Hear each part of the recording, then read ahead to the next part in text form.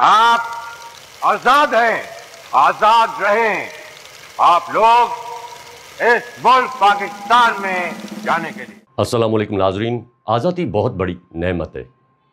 آزادی صرف غلامی سے نجات کا نام نہیں، بلکہ یہ اپنے خیالات، عقائد اور زندگی کے فیصلے خود کرنے کا حق ہے۔ اس کی قدر وہی لوگ جانتے ہیں جو اس سے محروم ہیں۔ قرآن پاک میں بھی انسان کی عزت، اختیار اور فطری آزادی کا ذکر ہے۔ حضرت عمر کا مشہور قول ہے کہ تم نے لوگوں کو کب سے غلام بنا لیا ہے، حالانکہ ان کی ماؤں نے انہیں آزاد چنا تھا۔ یعنی اسلام میں آزادی ایک فطری حق ہے۔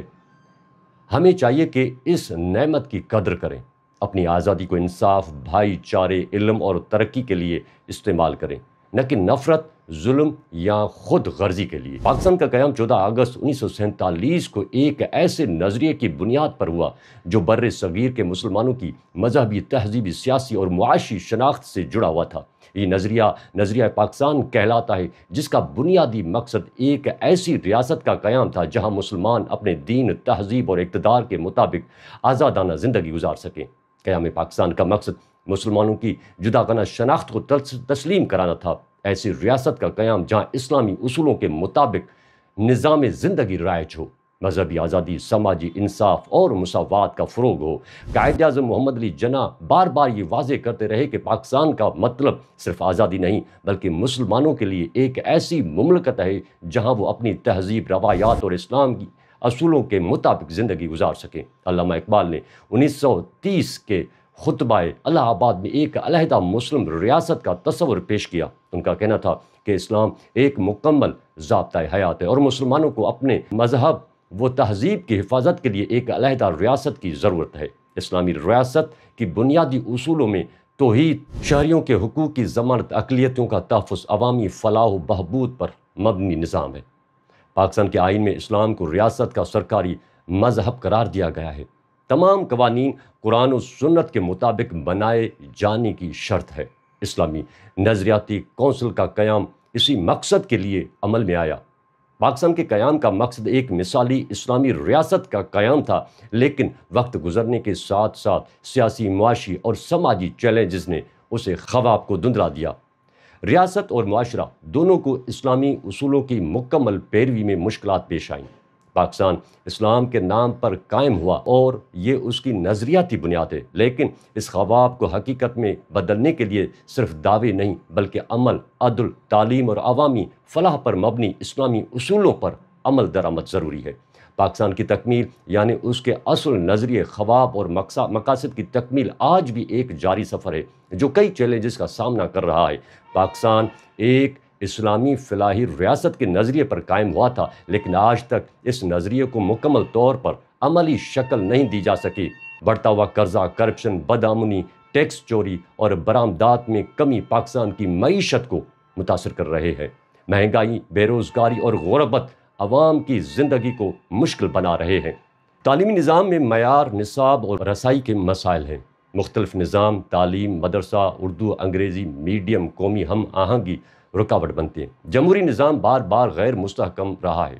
اداروں کے درمیان اختیارات کی کشمکش ترقی کی راہ میں رکاوٹیں، انصاف کی فراہمی میں تاخیر، طبقاتی فرق اور سیاسی اثر و رسوخ پر مبنی فیصلے، نظام عدل پر سوال یا نشان ہے۔ چھوٹے صوبے اکثر مرکز سے شکایت کرتے ہیں کہ انہیں وسائل اور اختیار پورا نہیں ملتا۔ پانی کی کمی، گلیشیئرز کا پگھلنا اور ماحولیاتی آلودگی مستقبل کے لیے بڑا خطرہ ہے۔ پڑوسی ممالک سے کشیدگی اور امریکہ چین تعلقات جیسے عوامل پاکستان کی پالیسی کو متاثر کرتے ہیں۔ آزادی کے پہلے دن سے ہی ہندوستان کی جانب سے پاکستان دشمنی کھل کر سامنے آئی، جو کہ آج تک جاری ہے، جس کے باعث ہندوستان اور پاکستان کے تعلقات مسلسل کشیدہ رہے ہیں۔ ان تعلقات میں دشمنی کی ایک لمبی تاریخ ہے جو مختلف سیاسی، عسکری اور نظریاتی عوامل پر مشتمل ہے۔ قیام پاکستان ہندو اکثریتی ہندوستان کے لیے ایک نظریاتی چیلنج تھا۔ پاکستان اسلام کے نام پر بنا، جبکہ بھارت نے خود کو بظاہر سیکولر ریاست کا لبادہ اوڑھ کر دنیا کو پیش کیا۔ تقسیم کے وقت مسلمانوں پر حملے، مہاجرین کا بحران اور اثاثوں کی تقسیم بھی دشمنی کو بڑھانے والے عناصر تھے۔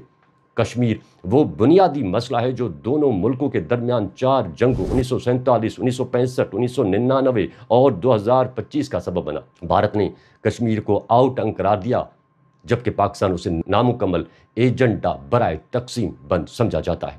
مقبوضہ کشمیر میں بھارتی مظالم اور کشمیریوں کی جدوجہد آزادی پر بھارت سخت رویہ پاکستان کے ساتھ دشمنی کو مزید گہرا کرتا چلا آ رہا ہے۔ بھارت نے ہمیشہ خطے میں اپنی برتری قائم رکھنے کی کوشش کی ہے، جس کا نشانہ پاکستان بنتا رہا ہے۔ ایٹمی دھماکوں میں بھارت 1974-1998 کے بعد دونوں ممالک کھل کر دشمنی میں داخل ہوئے۔ Surgical strikes, line of control پر گولہ باری اور دہشت گردی کے الزامات دشمن کو بڑھاتے رہے ہیں۔ بھارت نے عالمی سطح پر پاکستان کو تنہا کرنے کی کوششیں کی، خصوصاً FATF، UN اور دیگر فورمز پر کھل کر پاکستان کے سامنے آتا رہا۔ کلبھوشن یادو جیسے جاسوس کی پاکستان میں گرفتاری سے بھارت کا پاکستان میں مداخلت کرنا واضح ہوا ہے۔ بھارتی میڈیا میں پاکستان کو دشمن ملک کے طور پر پیش کیا جاتا ہے۔ فلموں، ڈراموں اور خبروں میں پاکستان مخالف بیانیہ مضبوط کیا جاتا ہے، جس سے عوامی ذہن سازی کی کوششیں ہوتی ہیں۔ بھارت پاکستان کے خلاف آبی جارحیت بھی کرتا رہا ہے، مثلاً دریاؤں پر ڈیم بنا کر پاکستان کے حصے کا پانی کو روکنے کی کوشش کرتا ہے۔ تجارت کو سیاسی دباؤ کے طور پر استعمال کرنا بھی دشمنی کا حصہ رہا ہے۔ بھارت کی پاکستان دشمنی ایک تاریخی، نظریاتی، عسکری اور سفارتی حقیقت ہے جو وقت کے ساتھ شکلیں اختیار کرتی رہی ہیں۔ اس دشمنی کے حل کا صرف برابر کے تعلقات مسئلہ کشمیر ہے۔ آج کے لیے اتنا ہی۔ اللہ نگہبان۔